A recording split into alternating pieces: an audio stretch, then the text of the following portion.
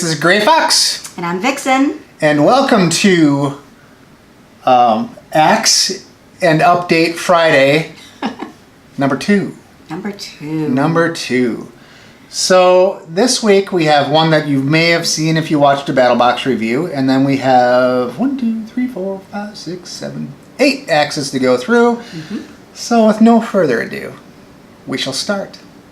So let's start with Rebecca's first one. So this one we did a while back for Rebecca, and she liked it so much that she actually asked us to hold on to it for now and make another one for her. Yep. So we did another one for her this week. Just to kind of go over what we did on this one. It was... I mean, not block your face. I'll block my face. Go ahead. It was a wavy patina on the head. It was that cool two-tone handle that we'll never be able to duplicate. And that gray wrap that looks almost metallic. One of my personal favorites on the wrap. Pretty cool. Yeah. And so for number 2 for Rebecca. For number 2, I did something quite different. This has got a different type of patina on the head. I'm sure you can see that. And then I did an ebony handle with a little cherry wood center. And then we both, of course, signed it because Rebecca asked us to sign it. And then we have a red, yellow, orange, black wrap that turned out pretty cool. Right. So yeah, this is Rebecca's numero dos. Yes, because we did happen to overhear that Rebecca likes the dark handle. And she likes red. The red wrap. She likes dark handles, she likes red, and she likes the darker heads. Yeah. So that's what we made her. Yep. Okay, so the next 2 are for 07 YZ Rider. He got, you want to talk about this one? He was 2 artisan handles. So he wanted a natural finish on the artisan handles, and that is exactly what we gave him. It is a little bit of honey on that artisan handle. Yes, I put honey on them, yeah. Yep. And it's a traditional rustic head. The rustic heads are really our favorite. Yeah, I like doing them. They're fun to make. They're always unique. And yeah, that's kind of our traditional thing. And for the wrap, we went with the black wrap with hints of red in it. And this other one is basically the same, slightly different pattern on the handle. You know, of course, every one is totally different because you just can't duplicate it, which is part of the coolness factor of it. Right. But the major difference is, well, this has got like this cool like knot back here, pretty cool. But anyways, the major difference is this one is blue and black and the other one is red and black. Yep. So he'll be able to tell them apart. All right, so the next one is something different. I'm not sure if we're going to pronounce this right. Fireman Swanee? I'm guessing Fireman Swanee. So he wanted a stubby. A very stubby. A little one. A little stubby one. So this one turned out great. This has got a, it's actually a 2-part stain. I stained it with cherry and then went over it with a mahogany to make it this darker cherry color. But yeah, as you can see, a normal sized axe, and then this one. A little baby one. Little baby one. Yeah, little baby one. So yeah, pretty cool. I actually like it. It was actually a lot of fun to toss around, but distance on it for throwing is much shorter because it spins so much faster. But it's very cool. Maybe I'll make one of these for Vixen, so then she can just toss this thing around. A little shorty. Chuck it out there. Chuck it out there. But yeah, very cool. Oh, also with the rustic head and a black wrap. Yep, rustic head, black wrap.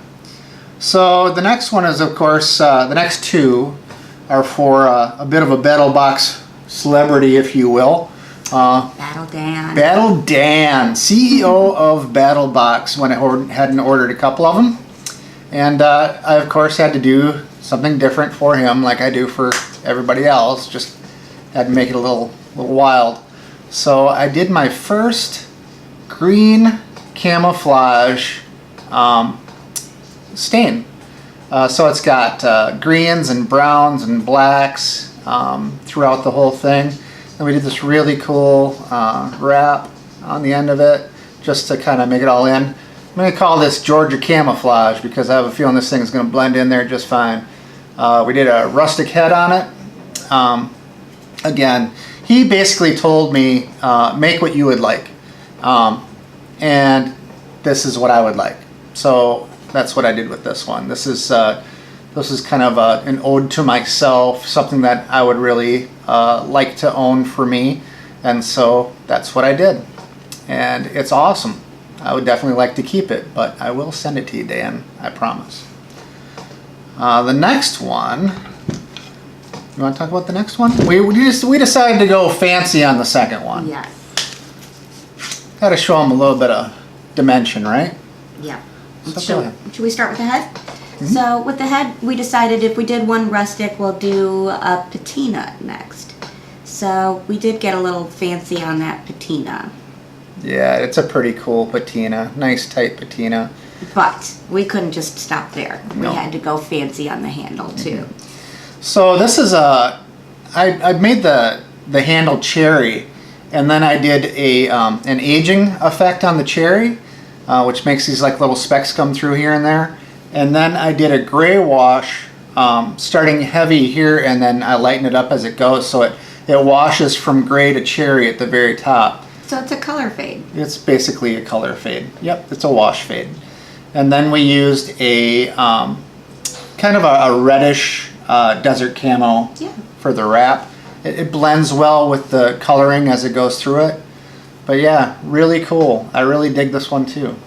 Yeah, I dig them all. This is just different, you know. Different is cool. And we did something cool on the last one too. And the last one is for twisted fish. Twisted fish. So for those of you thinking that we haven't done a zebra all week long, oh yes we did. So this one has sua sponte on it, and it is a zebra head, and it's got that cool black and white wrap.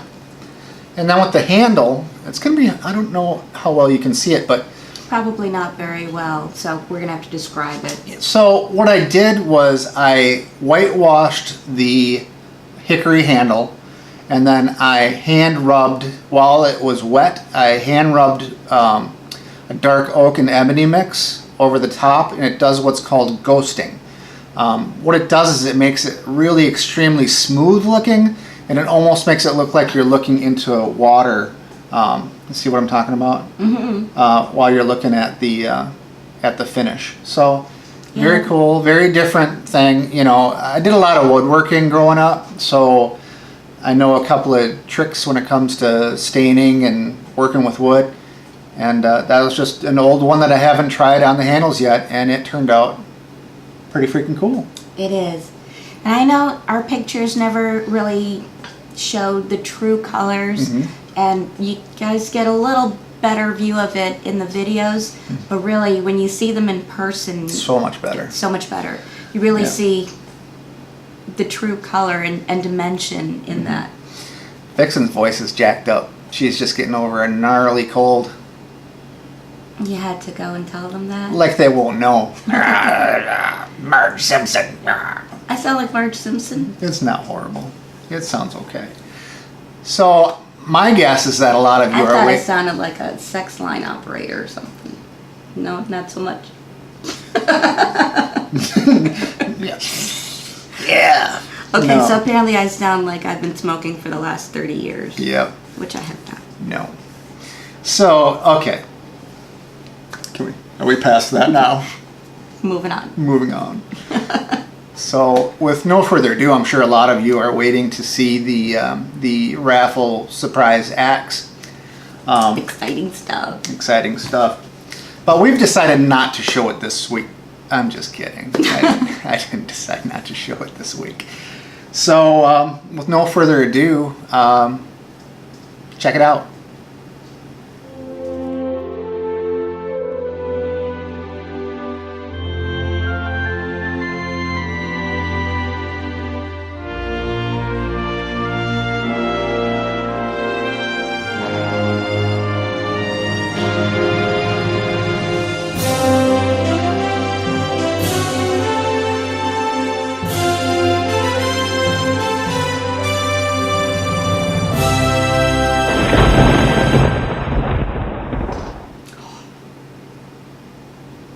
Oh!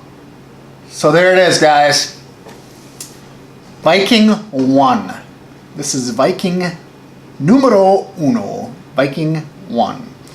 So what we did with this one is we gave it a really killer freaking patina. It's actually a triple patina on both sides. Kind of wild looking.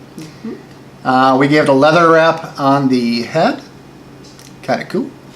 We gave it a leather wrap on the handle. We gave it a really funky pattern, and I aged it. Yes. Aged it and gave it a aged texture, so it looks like something the wildlings would carry in the In Game of Thrones. in Game of Thrones. What was that? That was kind of my my feeling on it. So yeah. Cool Viking axe. You were thinking Game of Thrones? I was thinking Vikings. I was thinking both. We love both. Yeah, we do. They're all awesome. Yeah. So yeah, kind of hard to get this whole thing on the screen. Makes you really want to just Doesn't it? hack something with this damn thing. And I did put my patented sharp ass edge on it, so it is sharp as hell. You can shave with this damn head, so it's pretty awesome. There are spots on his arm that prove that. Yeah, gotta test them all, right? And a little bit on his leg too. You gotta test them. You have to test them. So anyways, so yeah, this will be the raffle axe that that we will put up. I will put up how the raffle is going to work on the website. Currently, our Contact Us page will get changed to the raffle page, because Contact Us, you can just hit the mail thing on the front page if you need to contact us anyways. So I will change that to the raffle page. Basically, we can't really have a raffle because that would be gambling, I would imagine. So we're going to have a donations page towards Sly Fox Tactical's branding iron. Now you will get, for $20, you will get 1 point of donation. $50 will get you 3 points of donation. So once your donations are in, we will take the people who have donated and we will make a we'll basically draw the names, and the winner of the donation giveaway will get said axe. 1 of 1. If you want it signed, we'll sign it. If you want it numbered, we'll number it. Whatever you want, it's your call. We ship it to you. Or both. Whatever you want. So yeah. So that's about it. Yeah. Anything else? Do you want to talk about our little issues with the website? Oh yeah. Okay. Oh, by the way, this does come with a sheath. So, Much like all of our axes do. much like all of our axes do. So, Ta-da! alright. Ta-da! So apparently, with the order form that was on the website, Firefox would work, Chrome would work, but Internet Explorer would not work. No. It would not send through the order form. So I was getting a bunch of emails, hey, did you get my order? I was like, I don't have anything, man. Not from you. And it turns out that it was an issue between the order form and Explorer. So I took off the order form and I just put an email link in there. Just email me your orders if you're ordering from the website. Those of you on BattleBox, you can still PM me with your orders. I have no problem with that whatsoever. And it'll still work like always. I did raise the prices on polished heads because they just take too damn long to do. Yep. So I raised the price to $50 for a polished head, which is still cheap considering it takes me 8 hours to do. So figure my price per hour, you had to do one head, one polished head. So figure my price per hour at $50. I'm really not charging very much for doing those. So it's fair, but our goal is not to make money on the art that we do on the axes. Our goal is to get them in the hands of people that will actually use them. If I start charging $400 an axe, it's going to go to people that, you know, aren't really going to use them, or it's not going to be able to hit you guys that I really want to have them. So that's why I don't do that. I know a lot of you say I undercharge, and maybe someday I'll have to charge more, but as of right now it's fairly self-sustaining, and so I'll keep doing it as long as I can to make sure that you guys are taken care of with your needs. As long as you keep enjoying them, I'll keep making them. We really do enjoy making these a lot. We do. Yeah. And mostly it's the smiles and you guys emails coming back and you're being happy with them, and we're able to share it with you is what makes it all worthwhile. So cool. Cool. All right. Other than that, I really don't have anything. We will see you. Well, you will see us. Probably won't see you. No. No. It's Hopefully my unfortunate. voice will be back to normal next time. Should be. But next Friday for sure, if not before. Talk to you later. See ya. Peace.